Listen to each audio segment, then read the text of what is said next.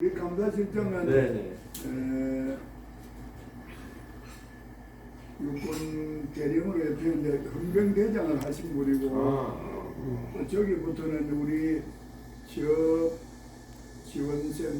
지원본부장이고 저는 자원봉사, 저기는 경로당 중앙, 저기는 기획운영본부, 여기는 행정지원본부, 저는 시험교관 여기 명함 하나씩 서로 드렸습니다. 우리 저 우보안 저 실장은 강화예요. 그 김영팔 이사님은 또 인천, 뭐 인천 아주 짧게 변변하네. 아 그래요. 우리 김호희 선배는 제가 15대 때 모시고 했고, 아이고 참 대단하신 분이야. 이번에 노인회장을 몇 번째, 세 번째 도전으로 되셨나? 네. 그렇지. 두 번 실패하고 세 번째 이전 상기로. 네. 국회의원도 내가 두 번 들리고 세 번 만에 이전 상기로 되고. 그러니까 도전 한국인에서 그 도전 내가 승리한 사람이라고 도전 한국인 그 상을 내한테 와서 주더라니까. 근데 이제 기업 마인드가 그 있는 분이고 대통령이 되면 경제를 살릴 수 있는 그런 좋은 자질을 갖고 있는데 여러분들도 관심을 좀 많이 가져주세요. 아이고 선배님 말씀을 그렇게 해주셔서 너무 감사한데, 사실은 이번에 그 우리나라의 국난을 해결할 유일한 후보입니다. 다만 이게 여론이 한쪽으로 쏠리기 시작하면 이것을 그 올바른 여론을 만든다는 게 아주 어려워요. 저도 경험이 있고, 국회의원 인천광역시장 선거 제가 10번 치르고 5번 떨어지고 5번은 당선이 됐는데, 이 선거를 좀 어느 정도 안다고 볼 수가 있는데, 이게 오히려 저희들한테는 이 비대면이 되니까 100% 언론 환경에 따라서인데, 언론이라는 게 이렇게 보면은 이렇게 공정하게 비면 내보내는 게 아니고, 또 이슈가 있는, 말하자면 여론이 좀 올라 있는 후보들을 집중적으로 조명하는데, 그러다 보니까 저희들은 계속 언더덕이 되는 거예요.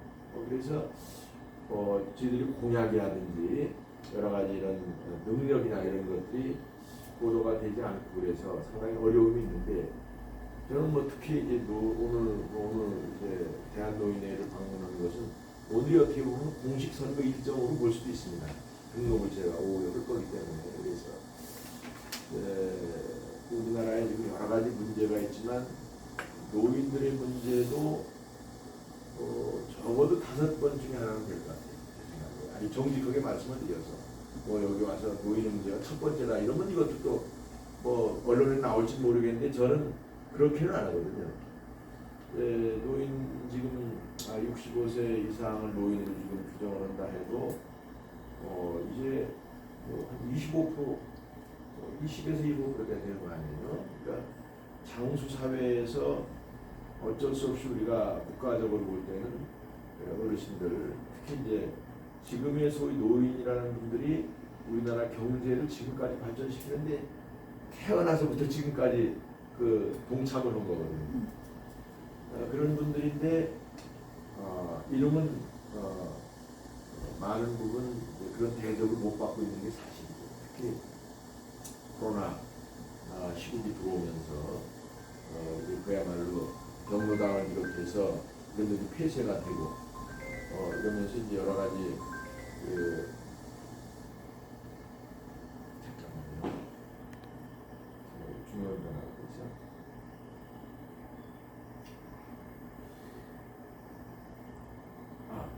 예. 네네네. 예.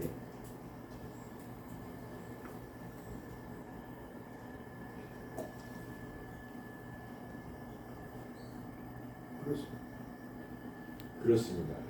예.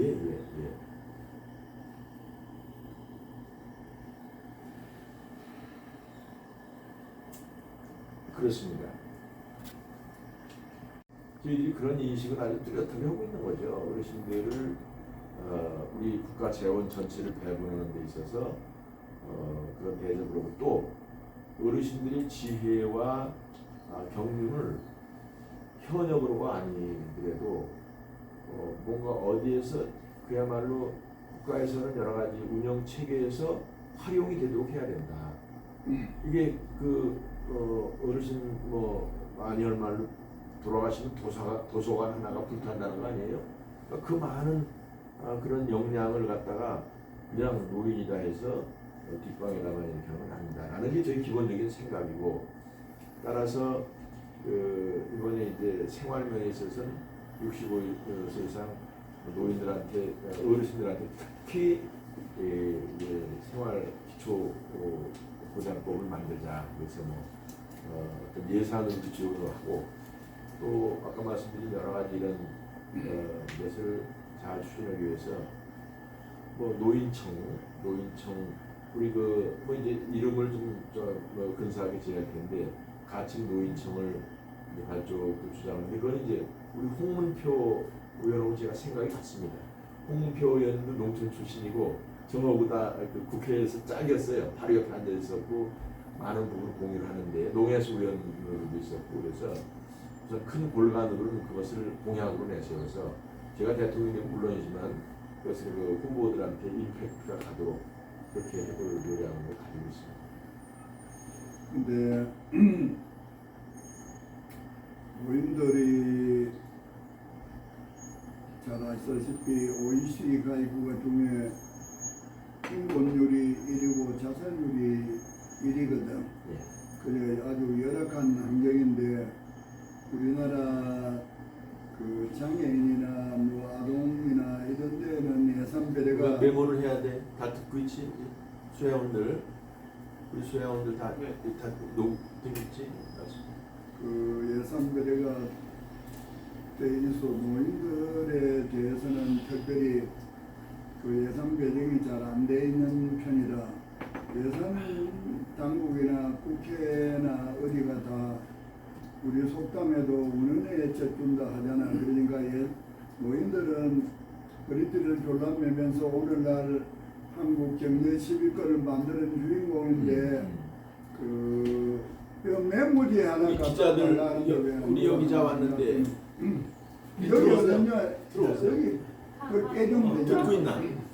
자네가 정리할 테니까. 아니 여기 종이를 하나 갖다 드리면 되지. 뭐 저 사람들 다 녹음을 하지만 그리고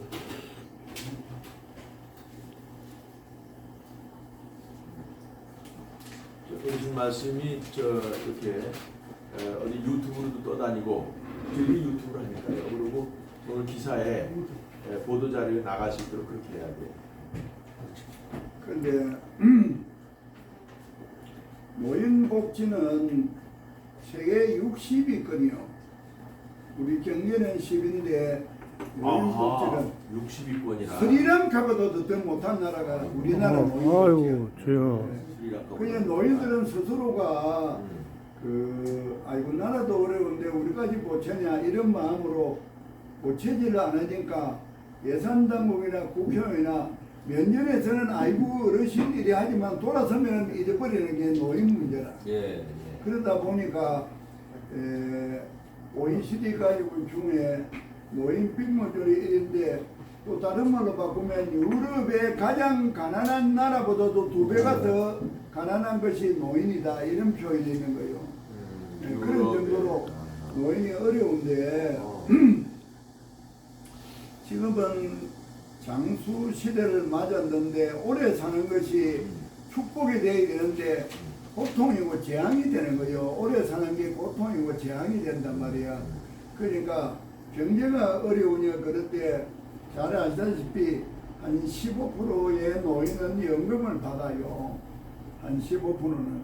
한 5%는 자영업이나 이런 거를 통해서 자기 감당을 할 수 있는데 나머지 80%의 국민은 자기가 벌지 않으면 살아갈 수가 없어. 그러니까 오래 사는 것이 고통이지. 옛날에 뭐 한갑 지나고 곧 죽으면 본인도 편하고 가족도 편한데 노인들한테 최소한으로 용돈이 얼마 필요하냐 하니까 한 달에 30만 원 하루에 만 원이다 이러는데 예. 그 우리 아들 딸 가장들이 자기 월급을 가지고 자기 자녀 대학 공부도 시키고 결혼 자금도 준비해야 되고 이런 살림을 사는데 부모가 살아 계시면은 한 부모한테 30만 원 양친이 다 계시면 60만 원이 내 월급에서 빠져나갈 수가 없어. 그러니까 불효자가 되고 싶어 되는 게 아니라 내 경제 능력에서 부모를 감당할 수가 없는 거야. 예. 그런 데다가 스스로 또 살아가는데 벌이를 해야 되는데 벌이가 그래 쉬운 일이 아니잖아요. 전부 다 퇴직을 하고 이렇게 지내는 몸인데 그런데 나라에서 작년까지는 기초수급자한테 월 30만 원을 주었어요. 그런데 올해부터는 최하위 소득 70%까지를 월 30만 원을 주어. 그런데 그것이 기초연금하고 연계가 되어 있어가 순수하게 30만 원이 주어지지를 않습니다. 그래서 옛날에 박근혜 후보가 문재인하고 안철수하고 세 사람이 경쟁하다가 안철수하고 문재인이가 단일 후보 할 때 중반까지는 문재인이가 우세한 거야. 그런데 박근혜 쪽에서 중반에 노령수당 월 20만 원을 주겠다.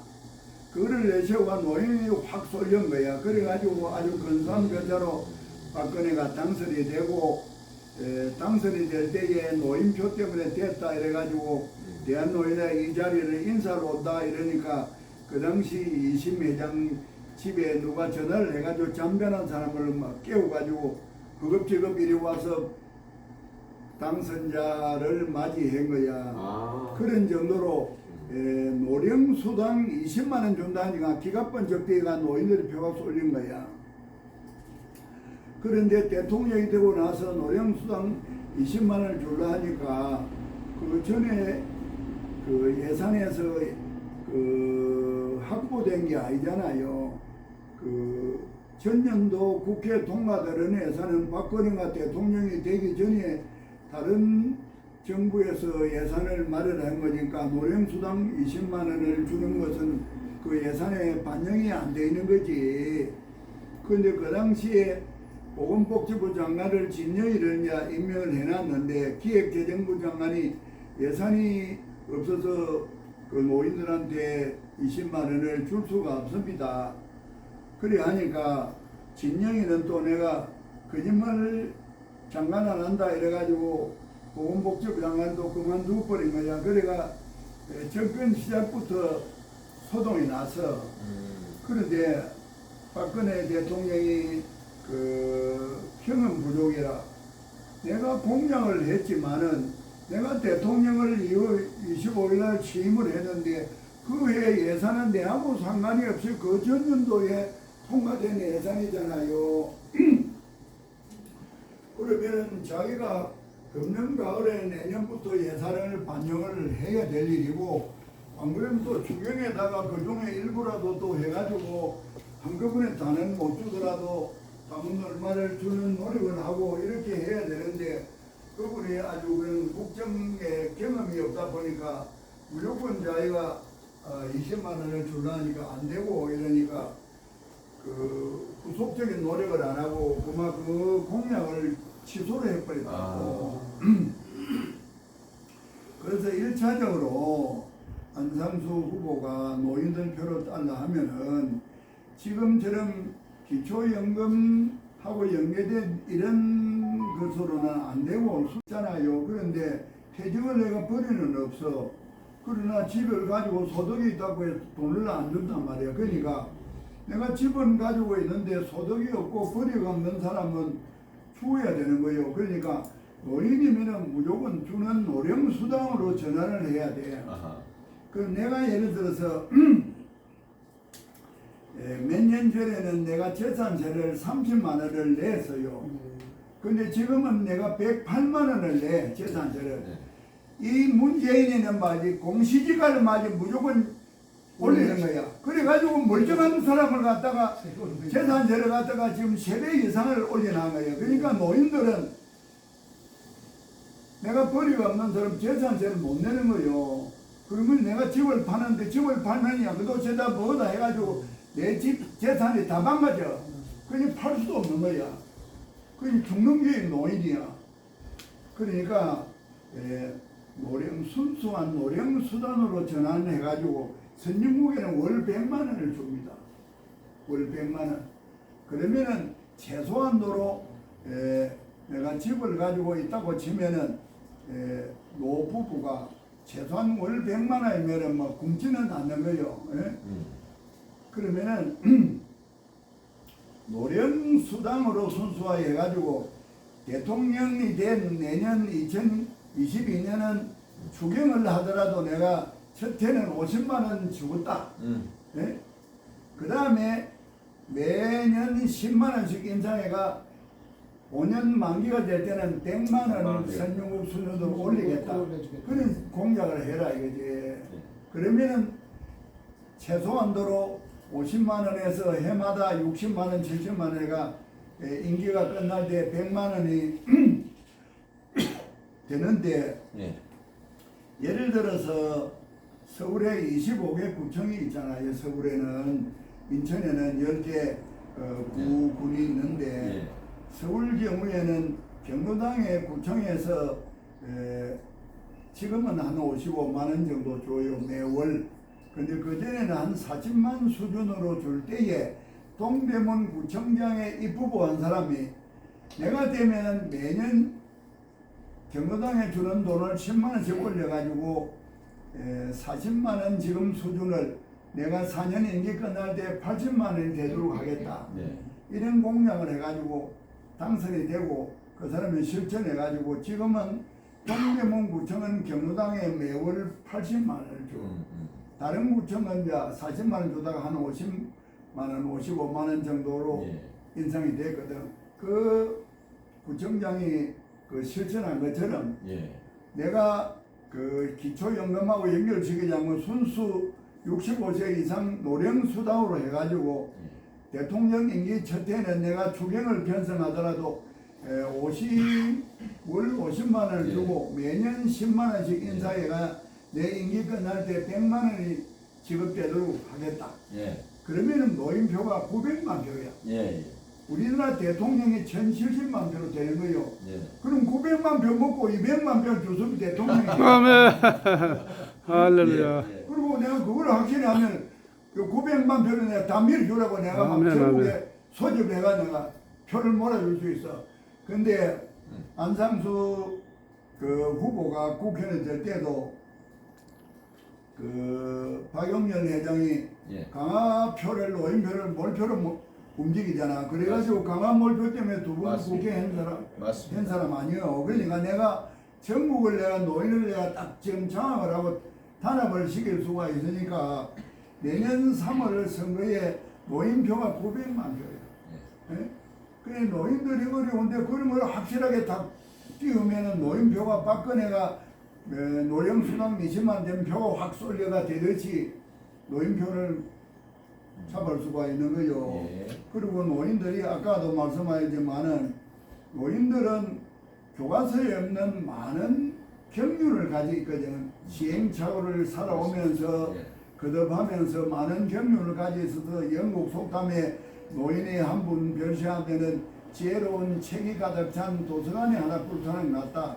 그래서 내가 노인이라 하니까 늙을 놓자라고 늙어있는 뒷저도로 물러서라 자꾸 이러게 때문에 노인들은 지혜와 설계를 가진 그래서 내가 단어를 이제 해인으로 바꾸는 운동을 하는 거예요. 지혜와 설계를 가진 어른이다. 그러면은 앞으로 노인을 모시고 공부지신이란 말이에요. 노인한테 배우려고 모여드는 그런 분위기를 만들려는데 그 말씀 중에 얼핏 50만 원씩 900만이면 한 45조 될 것 같아요. 45조 예산을 생각하는데 저는 뭐 가능하다고 봅니다. 내가 예산을 내가 만드는 방법도 내가 읽어줄게. 국가 예산 중에 가장 많은 포지션이 SOC 예산이에요. 예? SOC 예산인데 도로공사나 모든 걸 민자 사업으로 돌려. 예? 그러면 150억이든 이런 돈이 그냥 살아남는 거요. 그러면은 지금도 서울서 세종까지 민자 도로를 6조 4천억짜리 공사를 하고 있는 거야.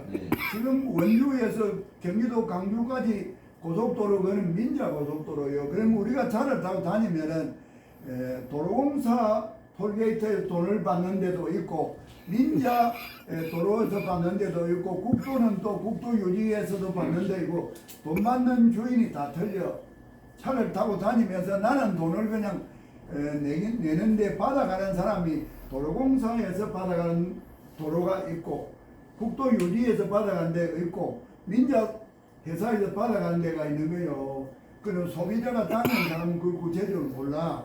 그러니까 민자로 다 돌려버리면은 예산이 약 150억 정도는 생겨.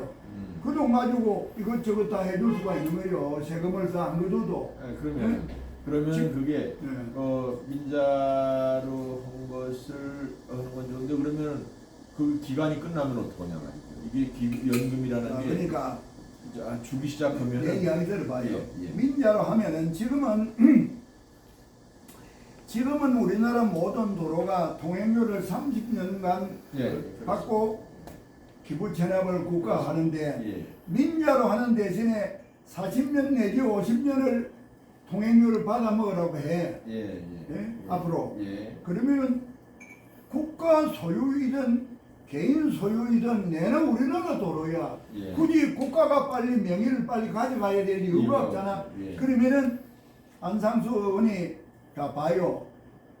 나는 40년 통행료를 받아 먹도록 해준다. 이러면은 통행료가 내려갈 수가 있어. 응? 지금이 만약 키로당 만약에 100원이라고 치면은 40년 나면은 키로당 80원을 받아도 10년을 더 벌어먹으니까 그 회사로서는 내나 이익이 같거든. 그러면은 온 국민이 차를 가지고 있는데 통행료가 내려간다면 그것도 벼가 확 돌려. 내시경들 해봐야 대통령 금방 되지. 차를 전부 다 타고 다니는데 통행료를 갖다 내가 3분의 1로 줄이겠다. 그럼 자가용은 무조건 다 찍어. 아멘. 그래. 맞습니다. 그래서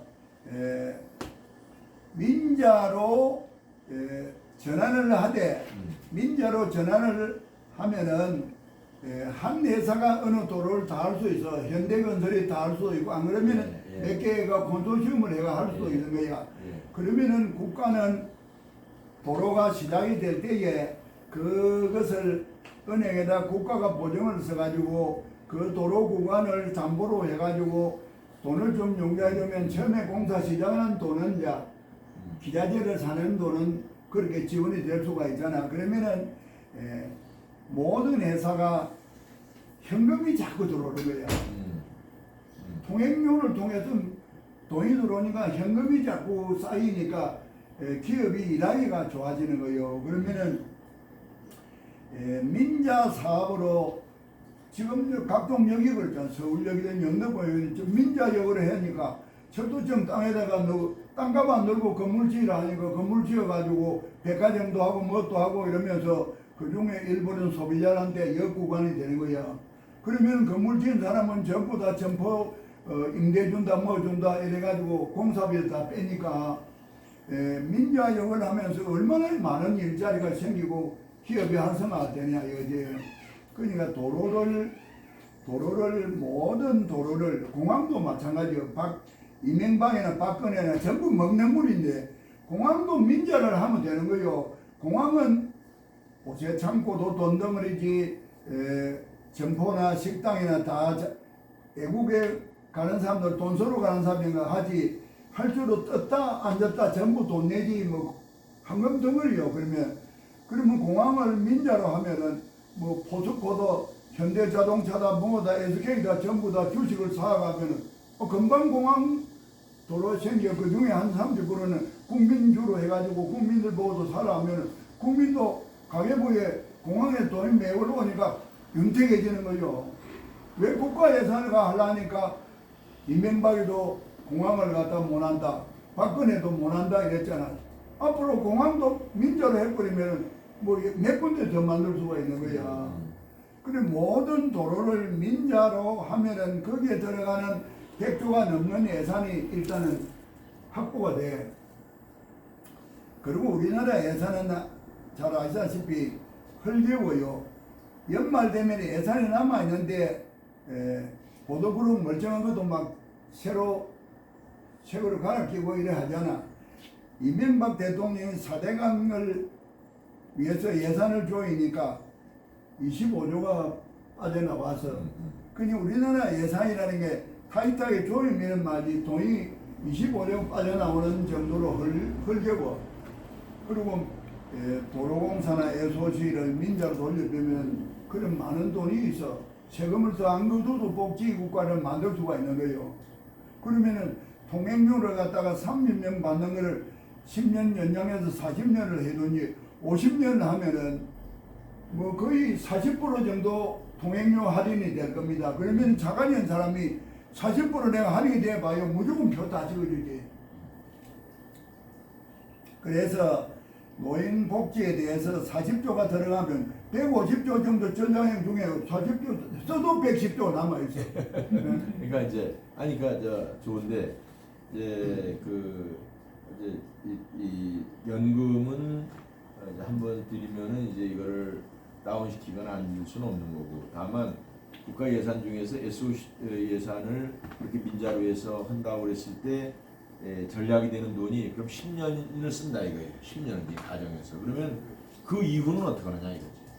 그것만 가지고 재원이라고 그러면 저는 이제 우리 회장님 말씀에 동의하면서도 일단 지금 우리나라에서 노인들한테 지금 이제 우리 예산은 한 600조, 요번에 600조가 좀 넘어가는 것 같죠. 그러니까 이제 어르신들한테 45조는 조금 감각적으로, 저도 이제 예산결산위원장을 했으니까 좀 많아 보이긴 하는데, 그것을 하여간 노인들한테, 해인들한테 드리는 것에 대해서 조금 적극적으로 할 필요는 있다. 50만 원, 이게 이제 이렇게 얘기를 하면은 이게 기사도 안 나가고 이게 임팩트가 없거든요, 사실은. 이제 우선은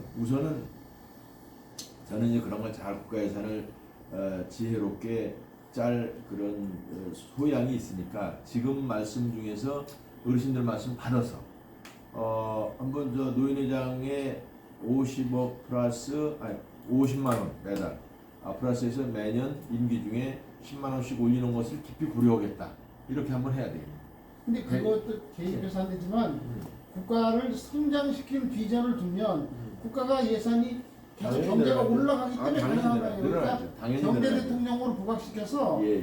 올릴 만큼 내가 그것을 예. 국가를 그러니까 성장률만큼, 그렇죠. 그러니까 기준을 정하고 성장률만큼 노인 예산도 같이 포션을 올리겠다. 이렇게 할 수가 있고요. 국가를 성장시키면 됩니다. 예, 다만 이제 제가 뭐 솔직히 말씀드려서 이게 제가 이제 시도지사 출신이기도 하고 모시고 제가 국회의원도 하고 또 기업의 CEO로도 하고, 그래서 지금 현재 우리나라가 코로나 이후에 이 경제적인 어떤 위기 상황을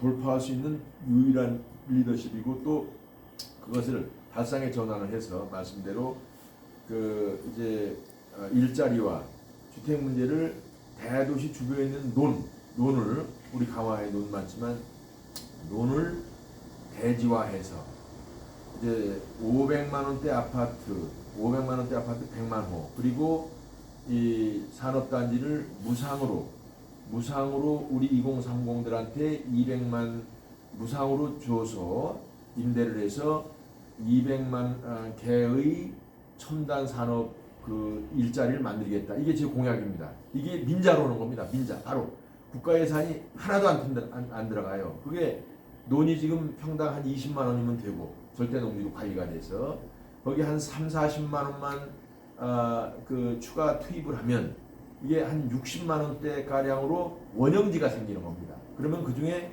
30%를 대지로 매각을, 30%를 주택지로 하고 70%를 산업단지로 하면 30%를 할 때 이게 우리가 전체를 한 1억 평으로 봤어요. 1억 평으로 대도시 주변에 1억 평일 때 3천만 평 아니에요. 근데 이것을 대지를 한 200만 원에 분양한다는 것은 저렴한 거죠. 대도시 주변에 200만 원씩 3천만 평이면은 이게 60조가 돼요. 200만 곱하기 3천만 60조가 되고, 그런데 이 전체를 조성하는 게 평당 60만 원이라고 말씀드렸는데 이게 1억 평이면 이게 60조예요. 그러니까 1억 평에서 200만 원대 대지가 3천만 평 생기고 7천만 평은 공짜로 생기는 거예요. 그러니까 우리 젊은이들한테 공짜로 그 땅을 임대를 해서 30년간이면 30년간 해가지고 여기에 이제 지금 반도체, AI 혹은 이런 배터리 산업, 또 요즘에 바이오, 백신 생산을 이런 최고 첨단 산업을 일으킬 수 있도록 이런 클러스터를 만들어주면, 생태계를 만들어주면 이게 젊은이들의 일자리는 물론이고 주택 문제도 해결이 되는데, 여기서 마찬가지로 세금이 많이 들어오죠. 당연히 경제 활성화되면 그런 세금으로 얼마든지 충당이 가능하다. 지금 회장님 말씀대로 충당이 가능하다라는 게 이제 나올 수 있죠. 그게 경제 대통령으로 가능한 거예요. 그런데 저희들은 이렇게 다 그림을 가지고 있고 실제 얘기를 하거든요. 그런데 떡하니 뭐 경제도 모르고 그냥 맨 데모라 하고 이랬던 사람들이 다니면서 1,000만 원 주겠다, 뭐 100만 원 주겠다, 뭐 이러면은 그냥 눈들이 벌게 가지고 이러는데, 그거는 이제 지속 가능하지 않은 프로그램을 얘기하는 거거든요. 그리고 뭐 미안하지만 우리 당의 후보들도 그런 경험 있는 사람이 몇 명이 되질 않아요. 근데 경험이 없는 사람들이 인기가 높아. 이게 그래서 지금 다니는 게 제가 1%를 받으려고 지금 다니고 있는 겁니다. 1%. 우선 8강 안에 들어가야 내가 이런 것을 TV 토론이나 이런 그 인터뷰를 통해서 직접 말씀을 드릴 수가 있어요. 지금은 언론을 통해서만 하거든. 그러니까 언론에서는 우리 이름이 빠져 있으니까 안상수가 출마한지도 모르는 거예요, 국민들이.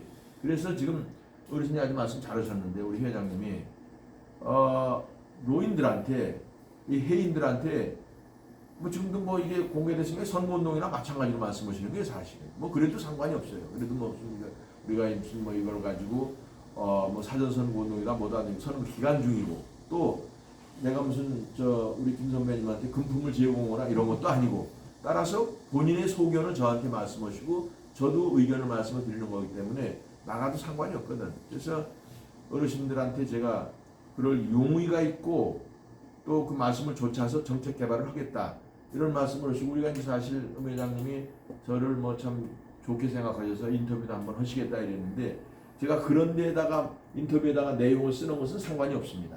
그래서 예.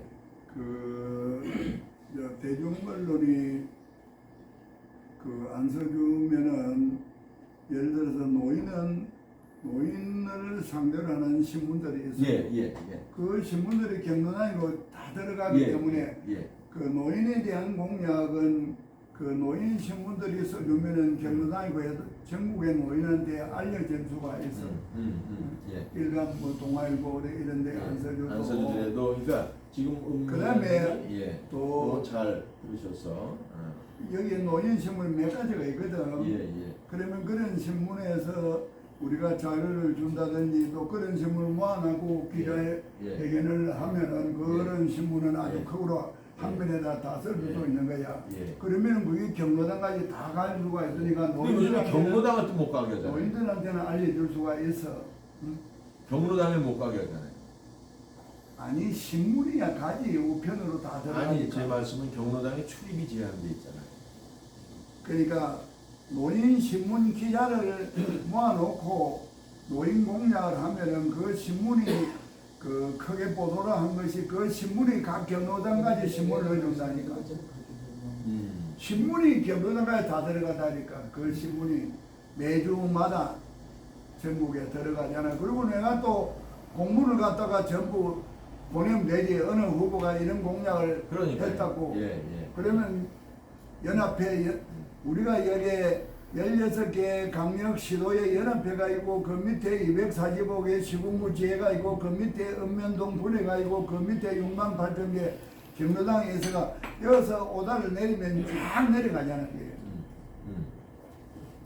알겠습니다. 그리고 뭐 그런 걸 갖다 포스터처럼 해가지고 뭐 경로당에다가 막 벽에다 갖다 붙여라 해도 다 붙이고 전달이 될 수가 있는 거지. 어르신들도 요즘엔 이런 거 많이 하시죠. 그런 것도 있고, 그 다음에 안상수 후보가 이제 하려고 하면은 일반 매수금이 이제 서줘야 되는데, 그러려고 하면은 이번에 비전 발표도 할 때도 무슨 저기 빗자루를 들고 왔다 이래가지고 다른 사람보다 그 어필이 좀 됐잖아. 그것처럼 센세이션을 일으키는 일을 자꾸 해야 돼. 파격적으로 이 정권에 대해서 뭐 어떻게 한다든지, 뭐 청와대 앞에 가서 뭐 좀 색다른 걸 가지고 이런 시위를 하든 간에 언론이 안 써주면 안 내는 이슈를 가지고 딱 하면 보도를 해주지, 평범하는 보도를 안 해주지만은 네, 예, 예. 그래. 예. 아니 말씀. 내가 볼 때는 예. 더불어당에서는 정세균이가 경제 마인드가 있어 내가 볼 때는 제일 나은데 그 사람도 성격이 조용하니까 이슈가 네. 뜨지를 못하잖아. 그렇습니다. 네? 마찬가지로 이쪽에서는 당신이 예. 경제 마인드가 있는데 예. 언론이 서주지를 않잖아. 예. 그러면은 저 이해창 씨가 옛날에 왜 대통령 후보가 됐어요? 예. 국무총리를 시켰는데 넉 달 만에 사표를 딱 던져서 국무총리를 넉 달 만에 사표 던지니까 막 대쪽 갔다 뭐 하다 막 이래가지고 대선 특별히 내가 대통령까지 나오게 된 거 아니야. 그러니까 파문을 일으키라 이게 파문을. 내가 정시호를 보고도 국무총리한테 뭐라 했는지 알아. 당신은 경제 마인드도 다 좋은데 사람이 호수처럼 조용하니까 파문을 일으키지 않으니까 언론이 돋보이질 않잖아. 그러니까 짜고 치는 고스톱을 해도 좋다. 문재인 대통령하고 내가 관계자하면 된다고 미리 양해하고 주택 정책이 개떡같다고 막 한 붙어라. 그러면 막 난리가 날 거다. 그러면 네가 막 숫자가 딱 되고 그러면 대권 주장이 된다. 그런데 이게 좀 용기가 없어 그리 못하잖아. 또 문재인한테 바로 하지 말고 장관을 보고 조지면 될 거 아니야. 내가 기뜸해서.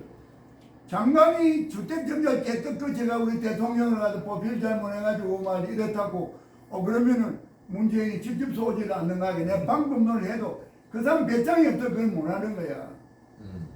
그 사람은 내가 고대 중학생이자 후배라 자주 우리 만나기 때문에 내가 안타까워서 이렇게 조언을 하는데 그런 거를 실천을 못하거든. 마찬가지로 그 안상수 후보도 뭐 1인 시위를 청와대 앞에가 하더라도 제목을 색다른 걸 들고 가 하면은 언론이 그걸 써준다 이거야. 그렇게 자꾸 이제 색다른 이슈로 가지고 언론이 안 써줄 수 없도록 만들면 자연히 이제 언론이 써주니까 여론조사에서 이제 뜨게 되는 거예요. 예. 그러니까 너무 합리적으로 하면은 안 됩니다. 그게 이거는 문제예요. 무슨 파문을 일으키고는 연구를 해가지고 참모들이 그런 무슨 쇼를 한번 하자 이런 식으로 해가지고 언론이 탁 써도록 그걸 만들어야지. 예, 알겠습니다. 뭐 그런 점도 있고. 내가 이제 다른 이야기는 여기 네. 준비를 해놨는 드릴 테니까 내가 참고하고 참고로 하고. 일단은 자원의 센세이션을 일으킨 연구를 해. 네, 우리 언론도 있고 저 하니까 우리 김호일 회장님께서 저한테 말씀을 주셨는데 첫째, 현재의 기초노령연금을 노령수당으로 바꾸어 65세 이상 노인 모두에게 지급한다. 두 번째, 경로당 회장 직책수당을 지원한다. 세 번째, 노인에게 무임 버스 승차권 발급을 지원한다.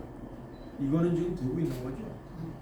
그러니까 강릉시에는 지하철은 주는데 버스를 안 주잖아. 오케이. 예, 죄송합니다. 그러면은 지방도시에 지하철이 없는 데는 예. 교통비 혜택이 없어. 맞습니다. 예, 제가 착각을 했습니다. 네 번째, 무료 점심 급식소 확대. 다섯 번째, 토일 노인사원 채용. 좋습니다. 여섯 번째, 주차장에 노인 주차 공간 확보. 노인들이 차를 많이 타는데 장애인하고 여성 공간은 있는데 노인 공간이 없다. 맞습니다. 이거 뭐 거의 다 실현 가능하고 일본의 공은 이제 그 고민을 좀 해야 되고 또 우리 하여간 우리 기자회견을 하기로 했으니까 그때 조금 더 구체적으로 말씀을 드려서 제가 아주 소중하게 이거를 잘 보고 마음에 담고 공약을 내세우고 이번에 8강이 되면 어르신들의 도움이 됐다고 생각을 하고 뭐 지금 무망한 건 아니고 6, 7, 8, 9, 10, 11, 12가 비슷비슷해요. 그러니까 제가 되면 아이가 또 찾아뵙고 또 깊은 내용을 말씀을 드리도록 그렇게 하겠습니다. 근데 제가 사실 좀 저도 잘못이 많지만 이거 정말 이렇게 여론 형성이 돼서 어떡하나 이런 여기 와요. 네. 사진 한번 찍어주세요. 마스크를 쓰고 지금